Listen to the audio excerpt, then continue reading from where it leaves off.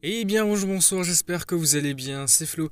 Aujourd'hui on se retrouve pour parler des spoilers du chapitre 416 de My Hero Academia. Après une semaine de pause, le chapitre est enfin là, en tout cas les spoils sont là. Avant que la vidéo ne démarre, je vous le rappelle, si vous voulez me soutenir et suivre les prochaines vidéos, n'oubliez pas de vous abonner à la chaîne et donc c'est parti pour ces spoils du chapitre 416. Le chapitre s'intitule Passe en force Izuku Midoriya. Donc le chapitre va se concentrer encore une fois du côté du combat final, on va dire, de Deku contre Shigaraki. Mais en plus de ça, le chapitre ne sera pas seulement concentré sur ce combat, on va également voir différentes scènes, différents personnages et différents moments tout simplement avec d'autres personnages. Pour commencer ce chapitre, il va démarrer là où on s'était laissé au chapitre précédent. Il va démarrer par une nouvelle attaque de Deku. Nous allons également revoir Eri, donc là où on l'avait vu au chapitre précédent, dans un des bunkers à peu près, je ne sais pas exactement où c'est.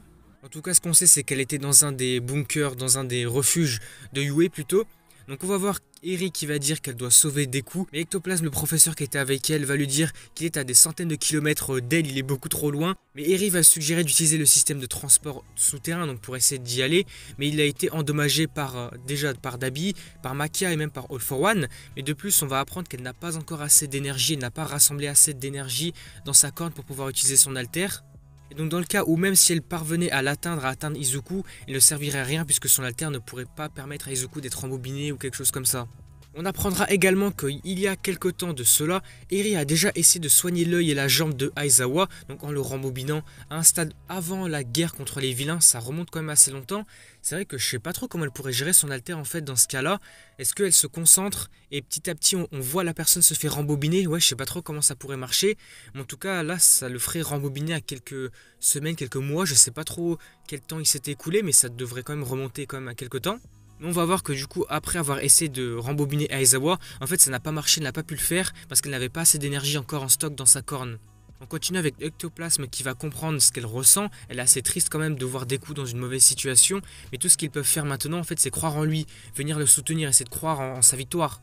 Le chapitre cette fois-ci va continuer dans un flashback d'Eri qui va raconter son rêve à Deku. Par contre on n'aura pas l'information de ce rêve, c'est vrai que ça aurait pu être intéressant.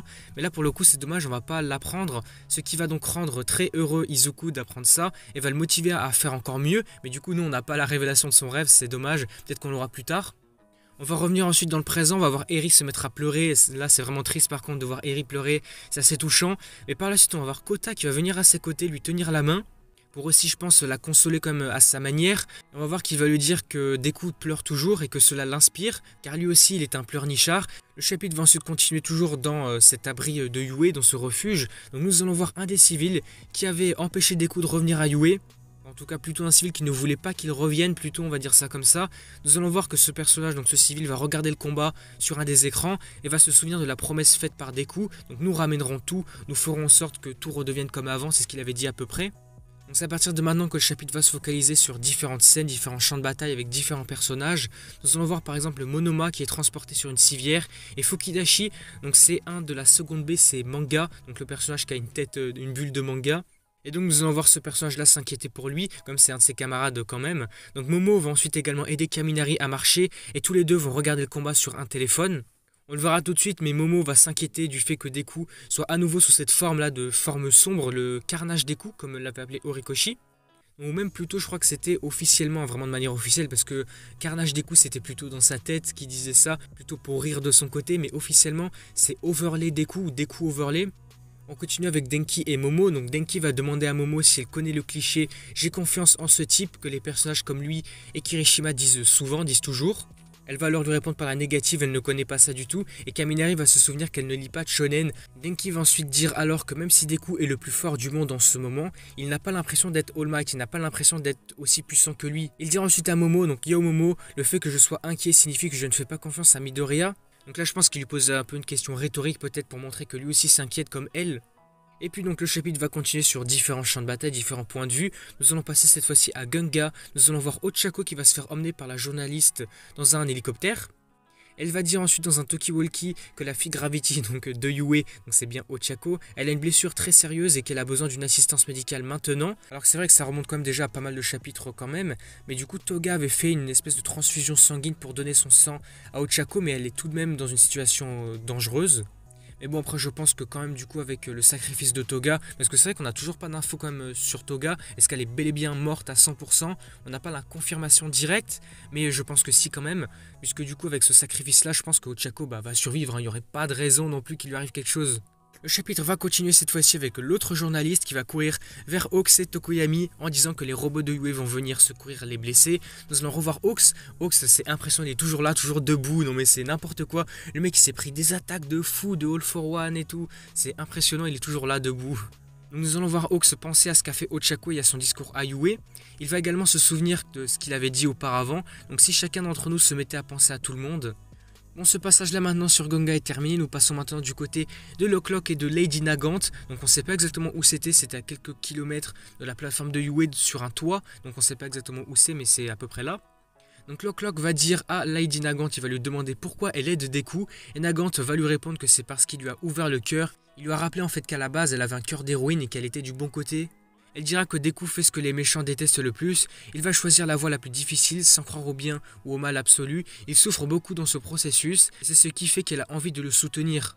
Et puis pendant qu'elle dit cela, nous allons voir une double page incroyable d'un Deku qui est très déterminé, et de nombreux civils vont le regarder sur un grand écran, donc dans un des refuges de Yue.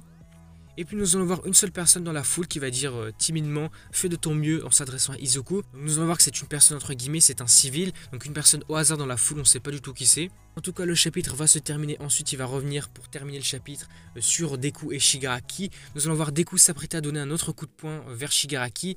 Et puis nous allons voir de l'autre côté donc Shigaraki qui va crier à Izuku « Ne t'approche pas de moi » suivi d'une image de son père juste avant qu'il ne meure. Et puis cette image-là, cette page, elle est vraiment incroyable puisqu'on va également voir des dessins magnifiques de Horikoshi, puis surtout d'Izuku, puis surtout on va voir le coup de poing que Deku prépare à envoyer à Shigaraki, c'est vraiment incroyable. Mais juste après ça, on va voir que Deku va le frapper, donc apparemment, parce qu'on ne le voit pas directement, mais soudain il va se passer quelque chose de très étrange qui va être toujours dans la continuité de ce mélange d'interaction entre les souvenirs de Deku et de Shigaraki, puisque nous allons voir Deku qui va se voir devant la maison de la famille Shimura, donc la maison de l'enfance de Shigaraki. Donc comme je viens de le dire, le chapitre se termine là-dessus. On apprend qu'il n'y a pas de pause la semaine prochaine, c'est trop bien. J'espère que le chapitre suivant continuera là-dessus, parce que c'est vrai que là on aura eu quelques infos concernant d'autres personnages sur différents champs de bataille, différents points de vue. Donc est-ce que là il ne resterait pas que ce combat à exploiter? Alors c'est vrai peut-être que certaines personnes vont le dire maintenant, mais c'est vrai qu'il y a toujours l'intrigue de Aizawa, de Present Mic et de Kurogiri. On n'a aucune information, on ne sait pas où ils sont, on ne sait pas ce qui se passe. On n'a rien du tout, c'est le blackout, rien. Alors peut-être que oui, on pourrait se focaliser sur ça au chapitre suivant. Peut-être, c'est vrai, en tout cas ça serait vraiment intéressant quand même, parce que ça fait trop longtemps qu'on les a pas vus eux aussi. Mais du coup, pour en revenir sur ce qui s'est passé là avec Deku et Shigaraki, c'est vraiment très intéressant. Est-ce que là, cette fois-ci, le combat va venir se creuser un petit peu plus, venir creuser en profondeur dans les souvenirs de Shigaraki? Puisque là, j'imagine que Deku verra ce qui s'est passé pendant son enfance, ce qu'il a vécu. Puis surtout, je pense que par la même occasion, ça permettra à Izuku de bien voir ce qui s'est passé durant l'enfance de Shigaraki, comment sa mentalité a pu changer et comment il est passé d'un jeune enfant qui voulait être un héros à la base à un vilain finalement.